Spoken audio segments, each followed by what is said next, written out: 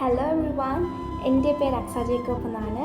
ഞാൻ ഇപ്പം 11ലേക്ക് വന്നു. എൻ്റെ 10ൻ്റെ റിസൾട്ട് വന്നിട്ടുണ്ടായിരുന്നു. അന്നത്തെ എനിക്ക് 8 A+ഉം പിന്നെ 2 ബാക്കി സബ്ജക്റ്റ് മലയാളമായിരുന്നു. എനിക്ക് മലയാളത്തിൽ എയും B+ഉമാണ് കിട്ടിയിരിക്കുന്നത്. മലയാളം ഫസ്റ്റിന് B+ഉം മലയാളം സെക്കൻഡിന് എയും. അപ്പോൾ ആക്ച്വലി എനിക്ക് വളരെയധികം സന്തോഷമുണ്ട്, വളരെയധികം ഞാൻ നന്ദിയാണ് എക്സാമിനർ ഫാമിലിയോട്. ബിക്കോസ് ഞാൻ ഒരിക്കലും ഓർത്തില്ലായിരുന്നു, ഉദ്ദേശിച്ചില്ലായിരുന്നു എനിക്ക് മലയാളത്തിനകത്ത് ഇത്ര മാർക്സെങ്കിലും കിട്ടാൻ പറ്റും. ബിക്കോസ് എൻ്റെ മലയാളം ശരിയല്ല, ഞാൻ ഡൽഹിയിലായിരുന്നു, എനിക്ക് മലയാളം അറിയത്തില്ല. ഞാൻ ഇച്ചിരി സംസാരിച്ചാലും എന്നാൽ എഴുതാനോ വായിക്കാനോ എന്നോട് പറ്റുന്ന കാര്യമല്ല.